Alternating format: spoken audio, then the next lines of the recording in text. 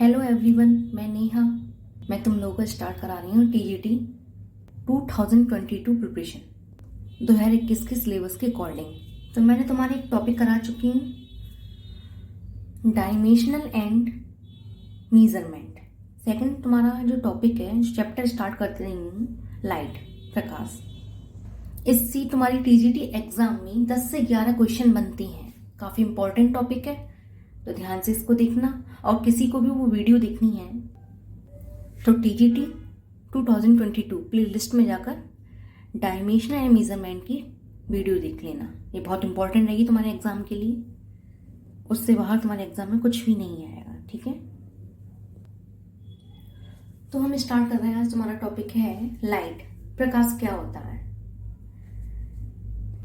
अगर हम simple word में देखें, सिंपल लैंग्वेज में देखें, एक ऐसी चीज जिससे हम किसी वस्तु को देख पाते हैं, क्या कहलाती है? लाइट कहलाती है, ठीक है। अब लाइट की हम प्रॉपर्टी देखेंगे क्या क्या है। लाइट क्या है? ये एक इलेक्ट्रोमैग्नेटिक वेव है, ठीक है। वैक्यूम में इसकी स्पीड कितनी होती है? सबसे हाईएस्ट होती है, जो होती है 3 × 10⁸ मीटर पर सेकेंड। वैक्यूम में एयर क्या होती है? 0 होती है, ठीक है। लाइट के बारे में सबसे पहले किसने बात करी थी? रोमर ने बात करी थी। Firstly Romer tells about the speed of light.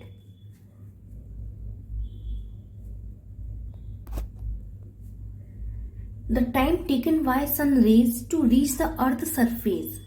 जो सूर्य की किरणें होती हैं अर्थ की सरफेस पर कितने समय में पहुंचती हैं? इनको पहुंचने में 500 सेकंड लगती हैं। मिनट में अगर बताएंगे तो 8 मिनट 20 सेकंड लगती हैं, ठीक है। ये बहुत इंपॉर्टेंट है, ध्यान रखना।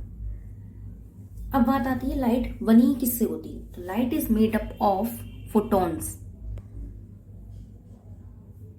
लाइट किससे बनी होती है? फोटोन से बनी होती है। अगर फोटोन रेस्ट में है तो इसका रेस्ट मास कितना होगा? 0 होगा, ठीक है। तो हमने रेस्ट मास को m0 से कंसीडर कर लिया, तो m0 क्या हो जाएगा? 0। तो ये तुम्हारी लाइट की कुछ प्रॉपर्टीज हैं, बहुत इंपॉर्टेंट है, ध्यान रखना। और ये बेसिक भी है, ठीक है। अब आता है तुम्हारे डल नेचर ऑफ लाइट, प्रकाश की द्वि प्रकृति क्या होती है। तो इसके लिए सबसे पहले कंडीशन क्या होगी? किसी भी पार्टिकल का मास मिनिमम हो and velocity not equal to 0 हो, तो वो डल नेचर शो करेगा। ये कंडीशन है, ठीक है। डुअल नेचर से मतलब वो particle nature and wave nature दोनों को शो करेगा, ठीक है। पार्टिकल नेचर की बात किसने बताई थी? न्यूटन ने। और वेव नेचर की बात हाइगन्स ने बताई थी, ठीक है। पार्टिकल नेचर किस किस में होगा? Reflection, refraction, Compton effect, photoelectric effect, black body radiation and scattering.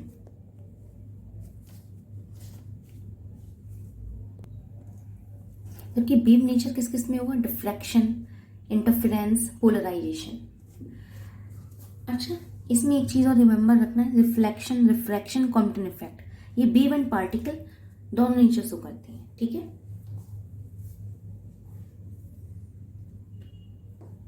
तुमसे ऑब्जेक्टिव में इस टाइप से पूछा जा सकता है कि रिफ्लेक्शन, रिफ्रैक्शन, कॉम्पटन इफेक्ट और डिफ्रैक्शन, इन समय वेव नेचर कौन शो करता है, ठीक है। तो इसमें आप डिफ्रैक्शन को लगाओगे, ठीक है। तो इस टाइप से क्वेश्चन सॉल्व हो जाएंगे, ठीक है।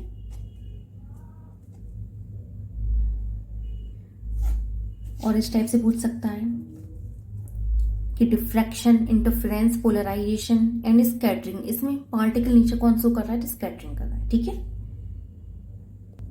अब तुम्हारा आता है रिफ्लेक्शन। देखो, अभी हमने तुम्हें बताया था लाइट क्या होती है, डुअल नेचर ऑफ लाइट क्या होता है, उसमें पार्ट्स बताई थी, पार्टिकल नेचर कौन शो करता है, ठीक है, और वेव नेचर कौन शो करता है। इन सब के बारे में हम डिस्कस करेंगे, ठीक है। तो सबसे पहले हम बात करते हैं रिफ्लेक्शन की। रिफ्लेक्शन क्या होता है? देखो, ये कोई हमने रिफ्लेक्टिंग सरफेस ले ली या हम कोई प्लेन मिरर ले लिया है हमने, ठीक है। रिफ्लेक्टिंग सरफेस वो होती है जहां पर कोई भी रे हमने इंसिडेंट कराई, वहां वो रिफ्लेक्ट होगी उस सरफेस पर, ठीक है। इसलिए हमने इसको बोला रिफ्लेक्टिंग सरफेस, या प्लेन मिरर भी हम ले सकते हैं। अब यहाँ पर हमने क्या करा, एक लाइट को इंसिडेंट कराई, ठीक है। ये सोर्स है जो कौन सा है, येलो लाइट का है, यहाँ से इसको इंसिडेंट कराया। ये क्या है, रिफ्लेक्टिंग सरफेस है, यानी प्लेन मिरर है। तो यहाँ पर क्या होगी, ये जो रे है यहाँ पर रिफ्लेक्ट हो जाएगी, ठीक है। ये इंसिडेंट रे है तो ये हो जाएगी रिफ्लेक्टेड रे। ये जो एंगल बना रही है ये क्या है, यहाँ से यहाँ तक इसका नॉर्मल है। नॉर्मल से कौन सा एंगल बना रही है, जिसको हम हिंदी में अभिलंब बोलते हैं।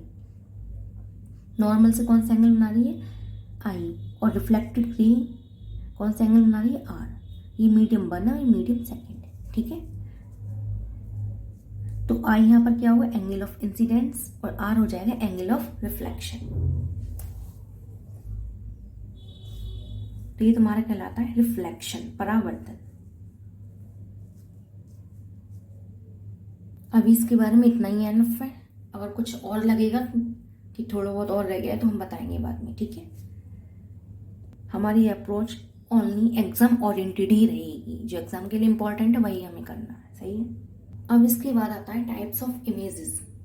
जो प्रतिबिंब होते हैं कितने प्रकार की होती हैं, 2 प्रकार की होती हैं, 2 टाइप्स की होती हैं इमेजेस। एक रियल इमेज होती है और एक वर्चुअल इमेज होती है, ठीक है। एक वास्तविक प्रतिबिंब होता है और एक आभासी प्रतिबिंब होता है। वास्तविक यानी रियल इमेज कैसे बनती है, फॉर्म्ड ऑन द स्क्रीन, ये सरफेस पर बनती है, ठीक है। ये स्क्रीन पर बनी उसको हम बोलेंगे रियल इमेज।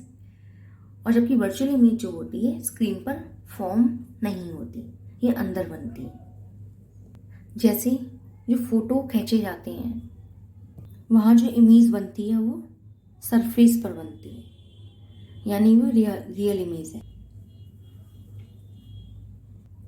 अगर हम मिरर में खड़े हो जाएं और अपने आप को देखें तो जो इमेज फॉर्म होगी वो वर्चुअल इमेज होगी, ठीक है। तो ये जो रियल इमेज है जनरली नेचर में कैसी होती है, इन्वर्टेड होती है, जबकि वर्चुअल इमेज कैसी होती है, नेचर में इरेक्ट होती है, यानी सीधी होती है। रियल इमेज उल्टी होती है जबकि वर्चुअल इमेज सीधी होती है, ठीक है। ये 2 पॉइंट याद रखना कि रियल इमेज कहाँ बनती है, सरफेस पर बनती है, जबकि वर्चुअल इमेज जो होती है अंदर बनती है। अब तुम्हारा आता है characteristic of image formed via concave mirror. अवतल दर्पण के द्वारा जो इमेज फॉर्म हो रही है उसकी क्या कैरेक्टरिस्टिक्स हैं। इसके लिए हमने क्या करा, एक कॉनकेव मिरर ले लिया है, ठीक है। स्फेरिकल मिरर है, ठीक है। इसको इस टाइप से कट करेंगे तो ये आ जाएगा कॉनकेव मिरर, सही है। ये इसमें सेंटर से हमने एक लाइन ऐसे ड्रॉ करी है जो कि क्या है, प्रिंसिपल एक्सिस यानी मुख्य अक्ष है। ये इसका फोकस है, ये इसका पोल कहलाएगा जिसको हम ध्रुव बोलते हैं। पोल और फोकस के बीच की डिस्टेंस क्या है, फोकल लेंथ है, फोकस दूरी कहलाएगी, ठीक है। और ये सेंटर ऑफ कर्वेचर है यानी वक्रता केंद्र है। और जो एफ है इसको हम बोलेंगे प्रिंसिपल फोकस, मुख्य फोकस, ठीक है। ये पॉइंट्स ध्यान रखना है किसको क्या कहते हैं। तो अब हमने पता है क्या करा है, इसमें ऑब्जेक्ट को रखा है और इमेज देखते हैं कि कैसे फॉर्म होगी। ये क्या है, ये कॉनकेव मिरर है यानी अवतल दर्पण है, ठीक है। ये इसका पोल है और ये फोकस है, ये सेंटर ऑफ कर्वेचर है और ये इन्फिनिटी है। हमने सबसे पहले ऑब्जेक्ट को रखा है इन्फिनिटी पर। इन्फिनिटी पर O1 क्या है, ऑब्जेक्ट है, ठीक है। और एक ऑब्जेक्ट हमने रखा इन्फिनिटी और सेंटर ऑफ कर्वेचर की मिड में, ठीक है। और दूसरा हमने एक और थर्ड ऑब्जेक्ट जो हमने रखा सेंटर ऑफ कर्वेचर पर ही रखा। चौथा ऑब्जेक्ट हमने सेंटर ऑफ कर्वेचर और फोकस के मिड में रखा O4।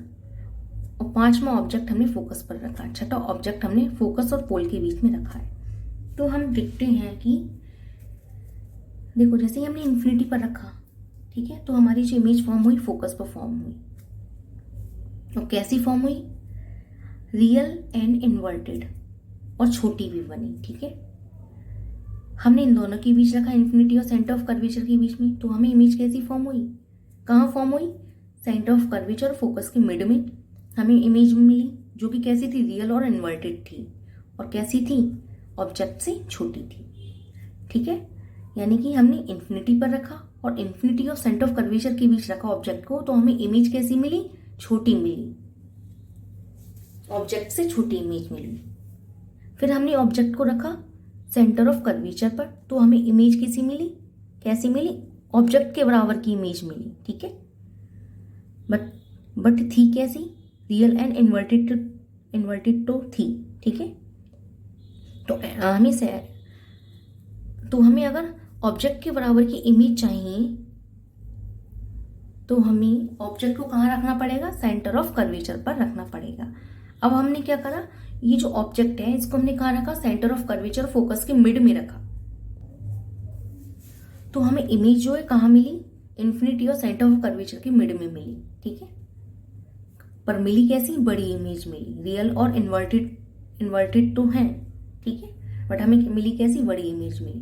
फिर हमने ऑब्जेक्ट को रखा फोकस पर, तो हमें ये इमेज मिली इन्फिनिटी पर, ठीक है। बट ये भी इमेज कैसी है, बड़ी है, रियल और इन्वर्टेड तो है। फिर हमने ऑब्जेक्ट को रखा फोकस और पोल के मिड में रखा, तो हमें इमेज जो मिली, ये मिली यहाँ पर, ठीक है, जो कैसी थी, वर्चुअल एंड इरेक्ट इमेज थी, ठीक है। तो इस टाइप से हम बोल सकते हैं कॉनकेव जो मिरर है हर प्रकार की इमेज बनाता है। देखो ये रियल इन्वर्टेड इमेज भी बना रहा है, वर्चुअल एंड इरेक्ट इमेज भी बना रहा है, ठीक है।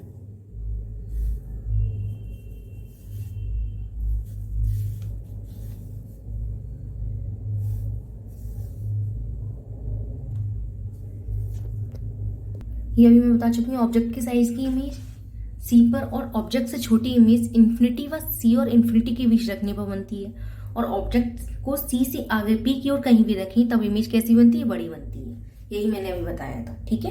अब इससे रिलेटेड क्वेश्चन बनता है, which of the following image is formed via concave mirror. Concave mirror के द्वारा कौन सी इमेज फॉर्म होती है। सबसे वन है virtual and erect, virtual and inverted, real and inverted, real and erect. तो देखो हमने यहाँ पर देखा था फिगर में, इससे इमेज कौन सी बन रही है, रियल व इन्वर्टेड भी बन रही है, वर्चुअल और इरेक्ट भी बन रही है। और हमारे ऑप्शन वर्चुअल और इरेक्ट भी है, ये भी हो सकता है ऑप्शन तुम्हारा सही। वर्चुअल और इन्वर्टेड, वर्चुअल और इन्वर्टेड तो नहीं है, ये तो गया। रियल और इन्वर्टेड ये भी है, ठीक है, और रियल और इरेक्ट तो नहीं है, ये गया।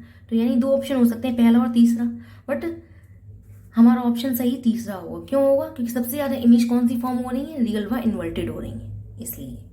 देखो यहाँ पर, ठीक है, काफी फॉर्म हो रही है, काफी बन रही है। अब ये जो कॉनकेव मिरर है, हम इसके यूजेस के बारे में पढ़ लेते हैं, कहाँ इसका यूज करते हैं। In the search light, torch light and head lights off vehicles.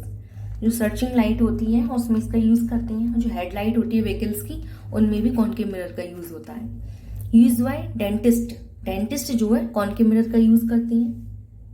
ENT doctors, ENT doctors कौन से होते हैं, ईयर नोज एंड थ्रोट के जो डॉक्टर्स होते हैं इनका यूज करते हैं, जहां ये कॉनकेव मिरर का यूज करते हैं सर्चिंग में, चेक करने में। As a shaving mirror, shaving mirror भी कौन सा मिरर होता है, कॉनकेव मिरर होता है। इन सोलर फर्नेसेस किसका यूज करते हैं, कॉनकेव मिरर का यूज करते हैं। एक पॉइंट नोट रखना, जहां हमें बड़ी इमेज चाहिए वहां कॉनकेव मिरर का यूज होता है। और इमेज बड़ी ऑब्जेक्ट जितना पास होगा, ऑब्जेक्ट जितना पास होगा तब बनेगी, ठीक है। देखो फिगर में, जितना पास ऑब्जेक्ट होगा उतनी ही बड़ी इमेज तब बनेगी। इन्फिनिटी पर था ऑब्जेक्ट तो इमेज हमारी छोटी बन रही थी, इन दोनों के बीच था तब भी छोटी थी, यहाँ पर था तब इक्वल बन रही थी। जैसे ही जितना पास नहीं था ऑब्जेक्ट तब इमेज बड़ी बन रही, ठीक है। देखो ये कॉनकेव मिरर है, ये लाइट रे एंटर कर रही है, ठीक है, ये लाइट रे आ रही है ना, ये कॉनकेव मिरर है, ये लाइट रे आ रही है, ठीक है। तो ये क्या होगी, ये कंसंट्रेट होगी, तो कंसंट्रेटिंग पावर होती है कॉनकेव मिरर में, ठीक है। अभी क्वेश्चन और आता है, which of the following mirror is used in the headlights of vehicles. Vehicles के हेडलाइट में कौन सा मिरर हम यूज करते हैं, प्लेन मिरर है, कॉनकेव मिरर है, पैराबोलिक मिरर है, कॉन्वेक्स मिरर है। अभी तुमने पढ़ा है तो तुम सोचोगे कॉनकेव मिरर होना चाहिए, ठीक है, बट इसका राइट आंसर जो होगा पैराबोलिक मिरर होगा। क्यों होगा अभी हम बताते हैं। देखो ये डायग्राम देखो, ये हमने क्या ले लिया, कॉनकेव मिरर ले लिया है, ठीक है। अब इसमें ये लाइट एंटर कर रही है, ये लाइट भी हमने एंटर कराई, ठीक है। और ये प्रिंसिपल एक्सिस है, यहाँ पर इसका क्या हो गया, फोकस हो गया, ठीक है। फिर सेकंड हमने लाइट रे ले ली, ये एंटर करी, ठीक है, ये यहाँ पर है, सही है। तो इसका जो फोकस है वो इस पॉइंट पर ना जा करके यहाँ पर मिल रहा है, ठीक है। अब हम इसको क्या करें, अगर हमने इसको व्हीकल में लगा देते हैं, लगाया तो इससे क्या हो जाएगा, हमें जो इमेज मिलेगी धुंधली धुंधली सी रहेगी, ठीक है। इसलिए ये जो मिरर है इसको, ये जो कॉन्केव मिरर है इसको थोड़ा पैराबोलिक बना लेते हैं। पैराबोलिक बनाने से क्या फायदा होगा, देखिए ये जो लाइट है, ठीक है। तो इसका जो ये जो है इसका ये कहाँ पर रिफ्लेक्ट होगी, फोकस की तरफ आ जाएगी, ठीक है। यानी कि इनका एक फोकस होगा, तो इससे क्या हो जाएगा, इससे हमें धुंधली इमेज नहीं दिखेगी। कहने का मतलब है सब कुछ क्लियर दिखेगा, ठीक है। तो हेडलाइट और व्हीकल्स में किसका यूज करते हैं, पैराबोलिक कॉन्केव मिरर का यूज करते हैं। अगर ऑप्शन में पैराबोलिक मिरर है तो पैराबोलिक मिरर पर टिक करेंगे, पैराबोलिक कॉन्केव मिरर दे रखा है तो इस पर टिक करेंगे, ठीक है। अगर ऑप्शन में ये दो कुछ भी नहीं दे रखी हूँ, कॉन्केव मिरर दे रखा है तो कॉन्केव मिरर पर ही टिक करके आएंगे। ऑप्शन तुम्हारे इस टाइप से ही बन सकता है, कॉन्केव मिरर दे रखा हो एक ऑप्शन में, दूसरे में पैराबोलिक मिरर दे रखा हो तो पैराबोलिक मिरर पर ही टिक करेंगे, ठीक है। तो आज इतना ही। होप तुम लोगों को काफ़ी अच्छी से समझ में आया हो ये टॉपिक, जितना भी बताया है। और इसका जो भी नेक्स्ट होगा वो बाद में बताएंगे। अगर तुम लोगों के लिए कुछ भी अच्छा रहा हो या थोड़ा बहुत ही बेनिफिट रहा हो तो please like, share and subscribe my YouTube channel and give me your suggestion. Thank you so much.